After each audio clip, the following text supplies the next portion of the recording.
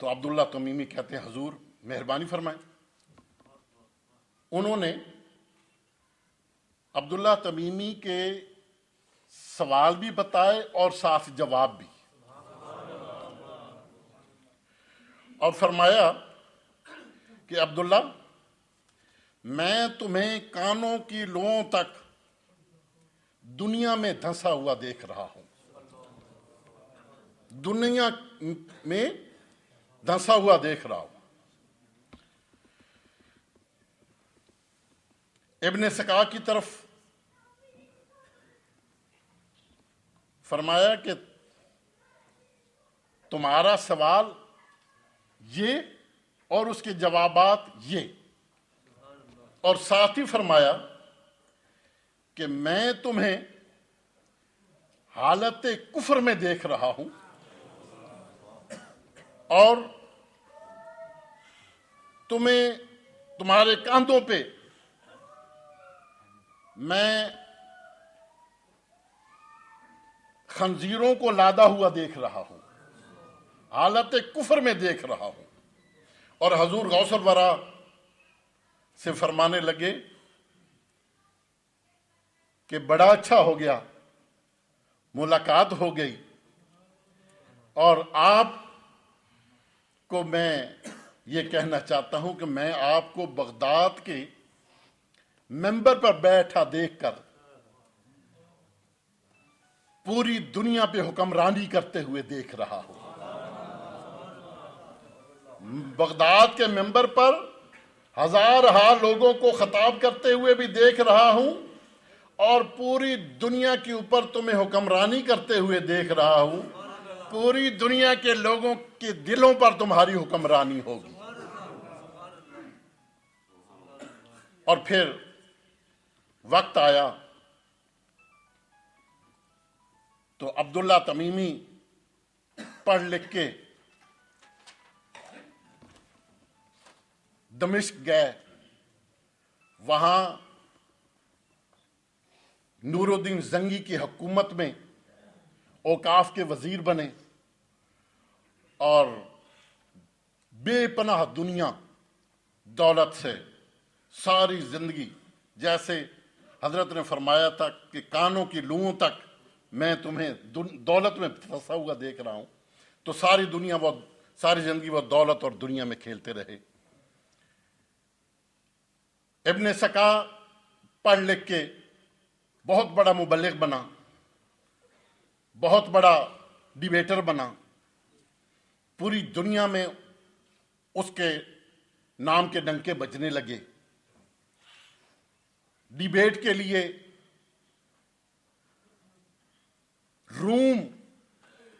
شہنشاہ روم نے کرسچین کو بلایا، یہودیوں کو بلایا، اور مسلمانوں کی طرف سے ابن سکا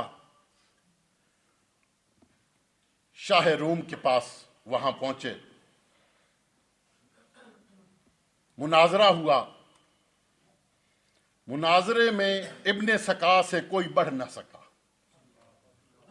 انتہائی قابل بندہ تھا۔ اب وہ سارے کرسچن پریشان تھے کہ کیا کیا جائے۔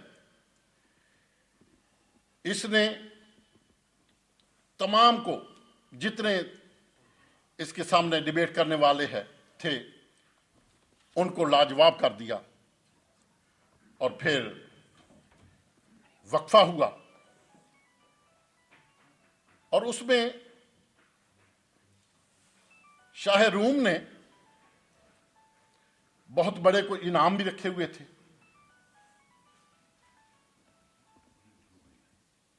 ڈیبیٹ کے بعد ابن سکا نے شہنشاہ روم کی بیٹی کو گزرتے ہوئے دیکھ لیا، تو اس نے مطالبہ کر لیا کہ مجھے اپنی بیٹی کا رشتہ دیں۔ اور شہنشاہ روم نے کہا کہ ایک شرط پہ دوں گا کہ تم اسلام کو چھوڑو، کرسچین بن جاؤ، اور اعلان کرو عیسائی ہونے کا، تو میں تمہیں اپنی بیٹی کا رشتہ دے دیتا ہوں۔ ابن سکا بدبخت نے کیونکہ وہ تو ہونا ہی تھا، ایک غوث کی، وہ اللہ کے ولی کی گستاخی کرنے والا اور ایک غوث کی زبان سے نکلا ہوا لفظ تو وہ پورا ہونا ہی تھا۔ تو شہنشاہ روم نے کہا کہ ہاں میں دیتا ہوں رشتہ، لیکن تم کرسچین بنو۔ ابن سکا نے اسلام کو خیر بات کہا، کرسچین بنا، اس کی شادی ہوئی۔ پہلی ہی شادی، پہلی رات کے بعد اس کو کوہڑ کی بیماری ہو گئی، اور چند دنوں میں ہی ابن سکا کو روم کے محل سے اٹھا کر گندے کوڑے کے ڈھیر پہ پھینک دیا گیا، اور اسی کو ابن سکا کو، جہاں پوری دنیا اس کو ایک بہت بڑا سکالر مانتی تھی، وہاں اس کے جسم میں کیڑے پڑے ہوئے دیکھے۔ لیکن اب وہ وقت گزر چکا تھا کہ وہ توبہ طیب ہو، توبہ کے وقت بھی گزر گیا۔ تو برادران اسلام، پھر لوگوں نے حضور غوث پاک کو بھی دیکھا، آج بھی ہم دیکھ رہے ہیں، گلی گلی، کوچہ کوچہ۔ میں دنیا کے جس بھی ملک میں گیا، میں اپنے شیخ کی وہ الفاظ کہ میں شیخ کی بارگاہ میں حاضر ہوا تو مجھے فرمانے لگے، جب بھی میں جاتا تو سلطان ریاض الحسن آ گئے ہو؟ جی حضور۔ تو میرے بھائیوں کے نام کیا حال ہے؟ سلطان نیاز الحسن کا کیا حال ہے؟ سلطان فیاض الحسن کا کیا حال ہے؟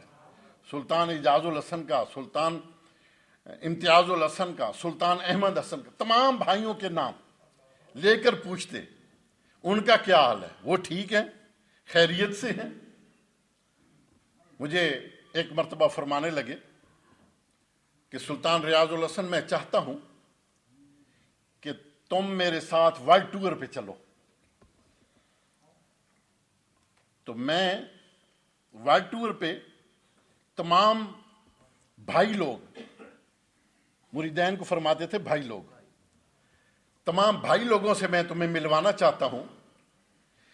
میری خواہش یہ ہے کہ بھائی لوگ ایک تسبیح کی طرح جڑے رہیں۔ اگر تم چلو گے تو یہ تسبیح پروئی رہے گی۔